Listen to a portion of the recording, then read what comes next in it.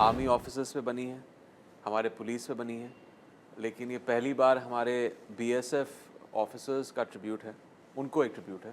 पिछले 10-12 सालों में जो एक इंसिडेंट रेट हो गया है टेररिस्ट अटैक्स का, सरप्राइज़ अटैक्स का, इंसर्जेंसी का, काफ़ी हद तक कम हो गया है। तो एक सिक्योरिटी की फीलिंग आई। 38 इयर्स के बाद पहला वहाँ पे एक फ़िल्म प्रीमियर और स्क्रीनिंग होगा जो हम ग्राउंड ज़ीरो के लिए रख रहे हैं, जो एक बहुत बड़ी बात है, एक लैंडमार्क और एक हिस्टोरिकल इवेंट है जो हम श्रीनगर में रख रहे हैं। पहली एक ऐसी फिल्म है जो कंप्लीट बीएसएफ के ऊपर बनी है, क्या कहना चाहेंगे इस बारे में?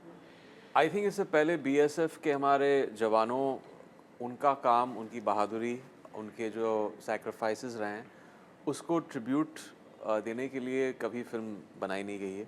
आर्मी ऑफिसर्स पे बनी है, हमारे पुलिस पे बनी है, लेकिन ये पहली बार हमारे बीएसएफ ऑफिसर्स का ट्रिब्यूट है, उनको एक ट्रिब्यूट है और ये एक बहुत बड़ी बात है। आई थिंक एक ऐसा मिशन जो उनके illustrious I would say run में 50 इयर्स में एक डिफाइनिंग उनका मिशन और ऑपरेशन था। हमारे नेशनल सिक्योरिटी की हिस्ट्री में एक डिफाइनिंग ऑपरेशन रहा है। तो एक बहुत बड़ी बात है और एक बहुत ही एक्स्ट्रॉर्डनरी कहानी है जो आई फील हमारे सारे सिटीजन्स इनको इस कहानी को देखना चाहिए और इन्फॉर्मेशन के तौर पे और एक एंटरटेनमेंट के तौर पे भी। तो जब भी हम आर्मी की बात करें, बीएसएफ की बात करें, तो कंधों पे एक बहुत बड़ी जिम्मेदारी आती है। जब भी हम यूनिफॉर्म की बात करते हैं, तो क्या आपको आपके कंधों पे इतनी बड़ी जिम्मेदारी लगी कि आप किसी को, एक आर्मी ऑफिसर को रिप्रेजेंट कर रहे हैं स्क्रीन के ऊपर? वेल ऑफ कोर्स एक बहुत बड़ी रिस्पॉन्सिबिलिटी है क्योंकि आप एक तो एक ट्रू इवेंट को आप स्क्रीन पे दर्शा रहे हैं ऑडियंस के सामने। एक ऐसा मीडियम है सिनेमा का कि वो एक बार बात बन जाती है, फिल्म शूट हो जाती है, तो फॉर पोस्टेरिटी रहती है, वो आर्काइव्स में हमेशा रह जाती है। तो वो इम्पैक्ट क्रिएट करने के लिए उसमें बहुत काम लगता है। वो रिस्पॉन्सिबिलिटी को मद्देनज़र रखते हुए आपको एक्यूरेसी की तरह उस कहानी को पेश करना है ऑडियंस के सामने। एक ऐसी फ़िल्म है जो बीएसएफ की दुनिया, उनके जवानों, उनके ऑफ़िसर्स को रिप्रेज़ेंट करती है, तो उसका एक केयर और सेंसिटिविटी का होना बहुत ज़रूरी है।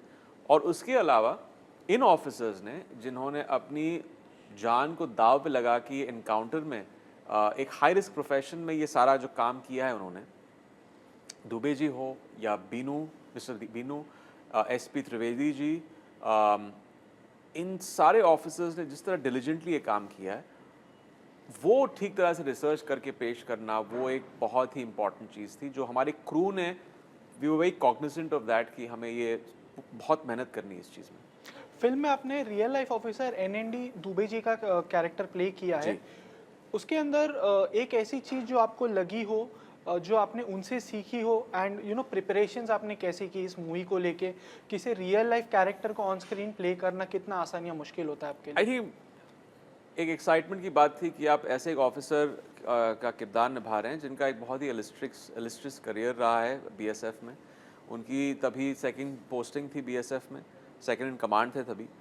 और एक चीज़ जो मुझे लगा कि मुझे इस चीज़ में निचोड़ कर इस कैरेक्टर में अपने परफॉर्मेंस में लेके आना है, वो मेरे पहले दिन की जो मीटिंग थी मिस्टर दुबे के साथ, उनका एक जो ह्यूमिलिटी है, जो एक हम्बलनेस है, और ये बहुत सारे जवानों में देखा है मैंने, क्योंकि हमारे पॉइंट ऑफ व्यू से ये इतना बड़ा बलिदान दे रहे हैं, इतनी मेहनत करते हैं।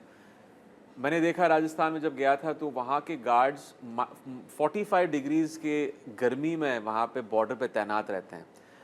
11-11 महीने उनकी ड्यूटी चलती है, वो अपने फैमिली से नहीं मिलते हैं, आइसोलेटेड जगह में रहते हैं, उनका कम्युनिकेशन कट हो जाता है उनके फैमिली से, दोस्तों से। बहुत बड़ी बात है जो करते हैं और इसको हमें कहीं एक्नॉलेज करना चाहिए।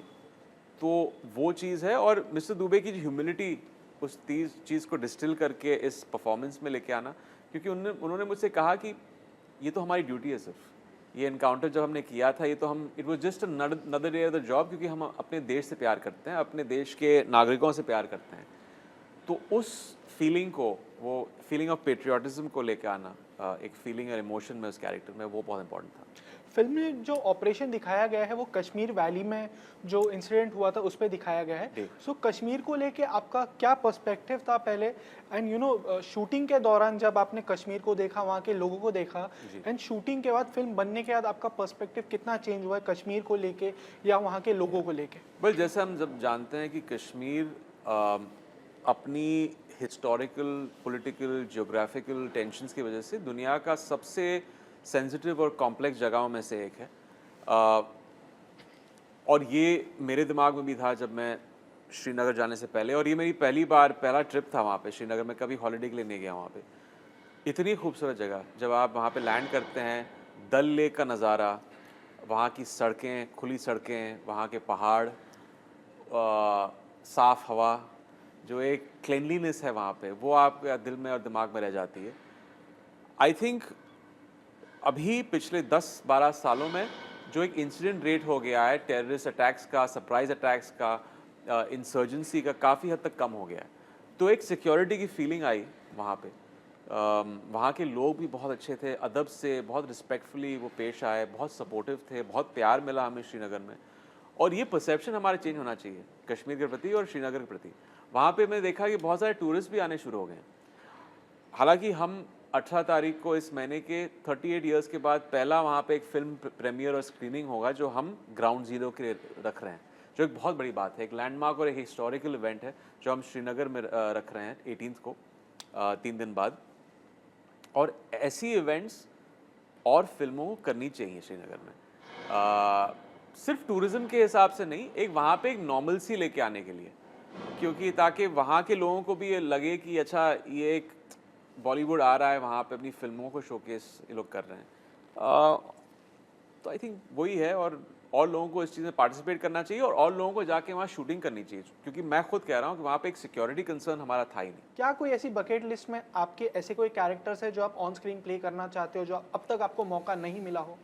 वेल, इसके बारे में सोचा नहीं मैंने, लेकिन आई थिंक जॉनर्स के तौर पे मुझे एक साइंस फिक्शन फ़िल्म करनी है, जो ज़्यादातर हमारे देश में बनती नहीं है। तो थैंकफुली अब जो माहौल बदल रहा है और लोग नए-नए एक्सपेरिमेंट्स करना चाहते हैं। ज़्यादा सिनेमा में अब आजकल एक्सपेरिमेंट्स नहीं हो रहे हैं, बट ओटीटी में हो रहे हैं। बट उम्मीद करता हूँ कि सिनेमैटिकली थिएट्रिकल रिलीज़ेज़ के लिए भी एक हम लोग अलग जॉनर्स को एक्सप्लोर करें।